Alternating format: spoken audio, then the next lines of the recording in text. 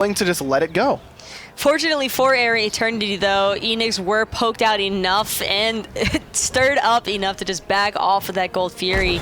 And that was an excellently placed Final Judgment from Sir Duckbot. And that's what you got to do to Serket, is just quick burst. I mean, Serket, for as mobile as she is and how incredibly well she can get around the map, doesn't have a particularly large health pool, and Final Judgment can take care of small health pools better than just about any ability in the game. Oh yeah, we saw that as soon as, I mean, he got the kill on the Ganesh, but was immediately deleted afterwards. Can take care of small health pools better than just about any ability in the game. Oh yeah, we saw that as soon as, they love to laugh. They got the kill on the Ganesh, but was immediately deleted afterwards. Can take care of small health pools better than just about any ability in the game. Oh yeah, we saw that as soon as, they love to laugh. They got the kill on the Ganesh, but was immediately deleted afterwards. Can take care of small health pools better than just about any ability in the game. Oh yeah, we saw that as soon as, they love to laugh. They got the kill on the Ganesh, but was immediately deleted afterwards. Can take care of small health pools better than just about any ability in the game. Oh yeah, we saw that as soon as, they love to laugh. They got the kill on the Ganesh, but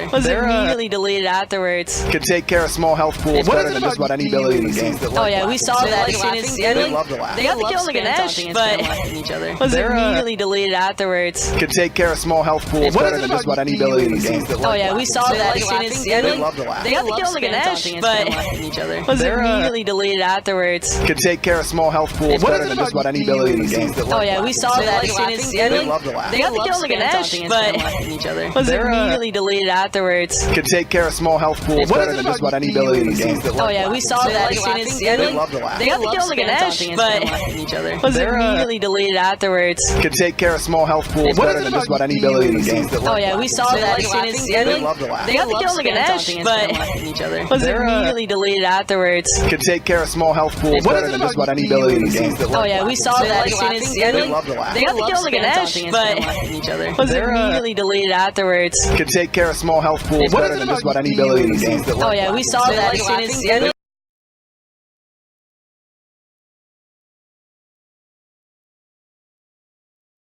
onto that Gold Fury, pressuring with the man advantage, considering how much time has been spent in that solo lane side for Area Eternity. So I would like to see Enix take up a slightly more aggressive route. They have a great comp to initiate with, and Predators is absolutely running things right now. And Predators actually lost his tier 1 tower. Mango Man stuck around on that right-hand side long enough to get 500 gold for Area Eternity. So that can be that could mean that Predators is a little bit more free to rotate now. Sometimes we see that out of solo laners, but they don't really care once they've lost their tier 1 tower about sticking around too long on that right side of the map. On the left side of the map, though, Vaporish Coast trying to find the return kill onto Osric, but the Aegis going to save his life. Had to use the purification beads in response to the Blink ultimate from Serket. But having both of his actives down now means that Enix are free to rotate over. Predator's already had that in mind, and he's trying to, he's got 3 on his back. He's not worried about it. Let me tell you, Mango Man going to jump into the Gold Fury pit and immediately stunned by Predators. Mango Man dropping to about 50% HP, but 50-meter fly, instead of going in on that engagement, decides he wants to go up and farm up the mid lane. And with Osric coming back from base, that was a slight advantage overall for Area Eternity, as Maloys takes a lot of damage very quickly off the driving strike. Fortunately for Maloys, he only gets hit by the Earthbreaker damage and not the Earthbreaker itself, so he won't get pulled back into danger. I think he would have definitely had to force his ult if he'd been hit by that. Gold Fury once more pulled by Enix. 50-meter fly does have that Zeus ultimate. Keep an eye on him. Also keep an eye on Sir Duckbot as he's trying to come in and make an impact with that final judgment. Gold Fury does go down in favor of Enix, and now that's Enix on the retreat. Mango Man looked for it but couldn't quite find it. 50-meter fly on the retreat. Predator is in the middle of 4 once more and is walking out with no damage done whatsoever. It's Enix getting the first big objective of the game. All Predators and Osric wanted to do there was just stop everybody from Area Eternity from funneling into that Gold Fury pit, and it was really well timed by Enix. They're finally able to secure that first objective and establish the real lead of the game. And like you were saying, you thought they were a little bit too passive before, a little bit too willing to not take the advantage, I suppose. Predator is in a little bit of trouble, but oh yeah, he's Hercules, gonna get a big burst heal off that mitigate wounds. Now this could be a good engagement. Nice overhead kick there from Maloys, gets him out of the madness from Osric. Mango Man doesn't want to let this go. Goes for the jump, can't quite find it onto Dinosaur. With all of Enix grouped up and Area Eternity, Enix has not backed since their Gold Fury, so a little bit of gold to spend for them, but back at the wrong time. This could be a portal demon, Taco. And it's going to be Predators who's trying to lone defend it. He is going to be able to cause Era Eternity to reset just by showing up. Nice play by Coach Kelly there to CC Predators and prevent a big driving strike from coming through. Found the Earthbreaker and immediately realized maybe he didn't want to be right here. Dharmic Pillar's going to shred some of those protections. Frenzy popped as well, but Final Judgment is going to miss. Predator is going to be able to survive. Now the big Blink Cataclysm comes in from Dinosaur, but 50-meter Fly was on the run. That was the perfect opportunity for the Lightning Storm. Mango Man continues to push forward with the jump and ultimate combination. There comes the Lightning Storm out of 50-meter Fly. Dinosaur shields himself with a very low HP pool, and now Osric making the impact. Nice double driving strike out of Predator's last breath. 50-meter Fly going to be able to secure that one for Enix. Number 6 in total for them, the first for Enix's mid laner. But it's not over quite yet. Malloy's jumping into the backline with his ultimate, but with no mana left to re-engage, so Mango Man's got to try and follow him up. In total for them, the first. Absolutely tearing into him. But it's not over quite enough damage, though, to deter the rest of Enix from chasing down Malloy's. Oh, that Chain Lightning just didn't quite bounce. Predators stepped up right into the waiting clutches of Vaporish Coast. Nice stun there out of Sir Duckbot, but can't find the 3 shots necessary out of the Hieroglyphic Assault to knock down Predators.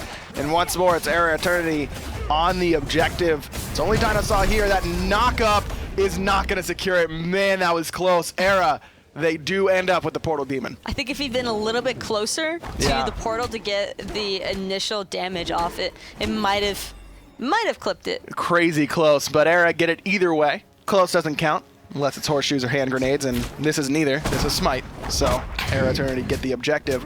Still down 3-6 in kills, but has started to pull a little bit closer in that gold lead, though. 1,800 gold at 23 minutes, Taco. Even the 1,600 experience. Who cares? It's not too drastic of a gap between these two teams, and I think it's certainly manageable. I think a lot of this is also just riding on the fact that Vaporish has been doing a pretty solid job on this current facing off against the Medusa. They love taunting each other after ultimates like that. Yeah, Welsh Beast told a pretty funny joke, so Vaporish Coast gonna give him a nice little giggle. Trying to catch him sleeping with that Petrify around the wall, but with Malloy's there, I don't think even if that stun went through, there was any real kill potential. Both hunters going for very similar builds here, Taco. Shifters into Odysseus Bow, into Executioner. How do you feel about this new style of build? I think that Welsh Beast was influenced by Vaporish a little bit because you can see he started off with that Transcendence mentality and then just decided to ignore that one entirely because he realized he probably valued the attack speed a little bit more as far as boxing was concerned. It's kind of it kind of reminds me of Shadow Nightmare's old builds, the long-time Dignitas mid laner who would buy Tiny Trinket to start the game with no intention of building it in anything, just for the power it gave you at the early stages of the game. And I suppose Morningstar kind of fills that same role, right? There aren't many starter items, there aren't many tier 1 items that you can get with a starter that give you more power than Morningstar. You're typically better going off with boots though, simply because you can have the pot sustain, or you can pick up a health chalice and 2 mana pots. Osric lurking in the jungle, looking maybe for the blink over the wall, but needs someone to tank up that tower, and it's going to be Dinosaur as he blinks forward. Well-timed stun, though. There comes Osric around the wall, going to find Malloy. Don't know if that was a target he was necessarily looking for with that ultimate. Final Judgment charge and fired. 50-meter Fly very low. Mango Man does find the jump, but the Aegis buys Fly the moment, and he's going to be able to get away here, I think, Taco. Petrify comes up big there for Welsh Beast, and Malloy's puts down Fly with the Mystic Rush. Welsh Beast and the rest of Enix now on the retreat.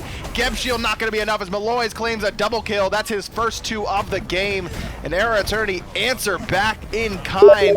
That engagement just felt really forced from Enix. That engagement was too much aggression at the wrong time from Enix. They've been playing this so passively, but for Osric to die that deeply underneath the tower line actually forced his ult off. And I mean, when you're that committed into a tower and your team is hanging out outside of it and you know there's not going to be any follow-up damage, there's really no reason as a Serket to commit to that. And Zeus is not one of those mages that can really follow up off blink initiations very well. Zeus's damage is not long range. It spreads pretty well. It has a big AoE, but that AoE needs to be fairly close to the mage. And when you're blinking in as Serket deep behind the tier 1 tower, you're just not going to be able to follow up. 50-meter Fly really wasn't able to make an impact in that fight. Era Eternity even it up in terms of kills almost. 5-6. They're still down 1, but take the lead in terms of experience and gold. Also, because of Sir Duckbot's final judgment connecting onto 50-meter fly, that pretty much ruined the entire engagement for Enix. Any hopes they had of turning